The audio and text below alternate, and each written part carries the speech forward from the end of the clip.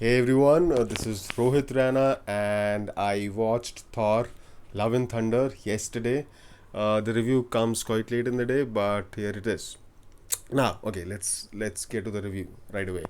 If I have to review Thor Love and Thunder in one line, I would say it takes too many happy pills, if you know what that means. Okay, I was obviously going in expecting the movie to have a lot of comedy.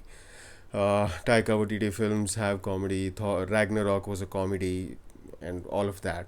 But even then, I was surprised by how many jokes are there, how many comedies in there. This is an out and out comedy film.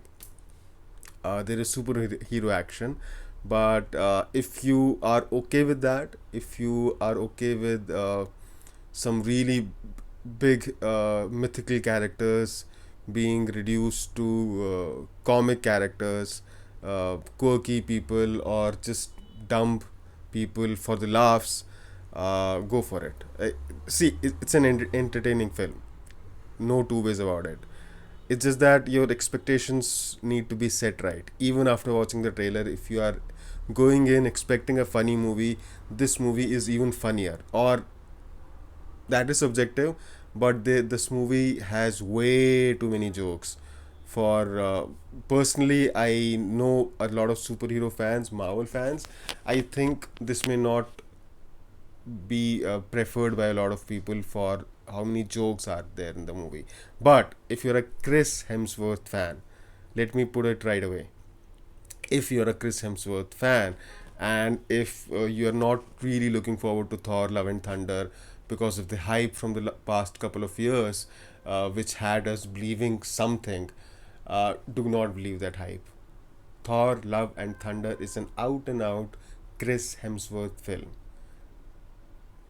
beyond any shadow of doubt. There are other characters, other actors who have good roles, meaningful roles, but this is a Chris Hemsworth film.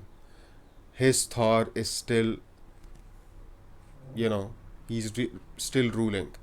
Uh, if you are Guardians of Galaxy fans, if you are fans of all those people who are in there, Chris Pratt and Batista and everyone else, you would be left disappointed.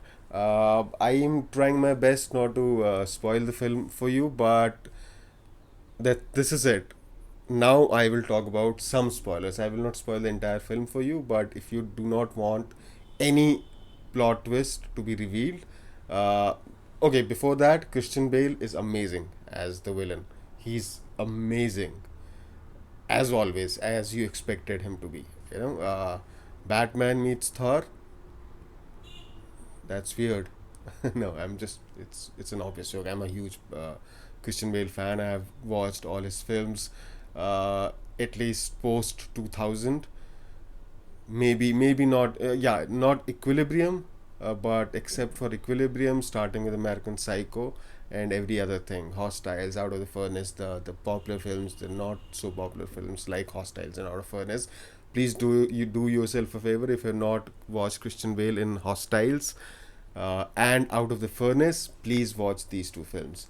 The rest of them, they are out there, but I don't know, some for some reason people do not talk about these two films. Okay, never mind. Here is a section where I may be revealing some plot twists, so you can leave the video. So it's an out and out Chris Hemsworth film. Yes, we have a Lady Thor, but there are conditions, and who knows? We may not have a Lady Thor in the subsequent films. We may not have her. So the hype that has been building up from past couple of years, that may have been just a false hype. As for the film, again, the jokes are good. There is Russell Crowe too. He plays a uh, a very important figure in mythological history, or in real history actually. But it depends whether you want to call it real or mythology. I do not want to offend anybody, so I'll say it's whatever you like to believe. But then again, it's reduced to just a dumb person for the laughs. Uh,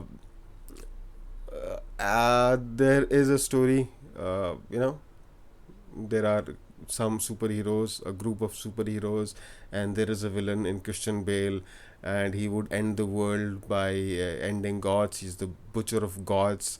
So they have to protect universes, these superheroes, from this guy who has a reason to become who he became. He has a reason. He was probably not a bad person in his past life, but now he is, and now he's aiming to kill all the gods. And these people had to save the universe, had to save the gods, and eventually, in the end of the film, uh, because it's such a bright film, it's such a positive film, you know how it's going to end. You know the ending is not going to be sad or shocking or Infinity War like, because it's a very jovial film. Like I said in the beginning, it takes too many happy pills, and that may not be to your liking if you are into superhero films.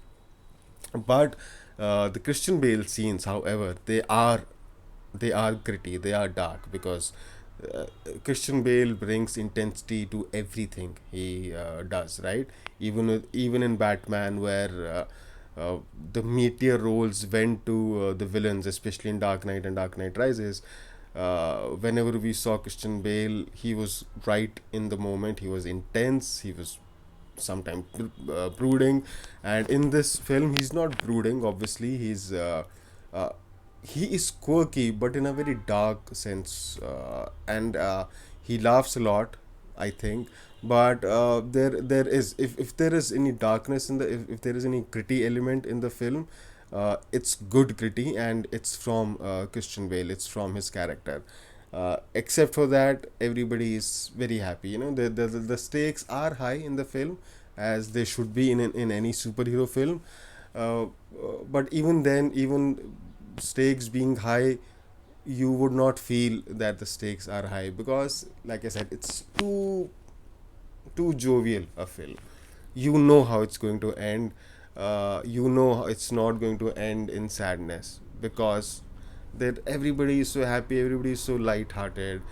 Thor is making jokes all the time. The other characters, the Lady Thor, the Valkyrie, the King or slash Queen of Valkyrie, is making jokes all the time. So there is nothing to be afraid of. There is you won't you won't be on the edge of your seat, because you know what's going to happen, kind of. And I'm probably going in circles, because there is not much to reveal. Even if I was reviewing this film like 10 days after its release, there is not much to talk about. It's a quirky, funny superhero film with a good villain, and that's about it. Takes too many happy pills. So go and watch it. I still enjoyed it. I'm not saying it was a bad experience. It was a great experience. The jokes are funny. They are like they were in Ragnarok, but it's like there are too many jokes.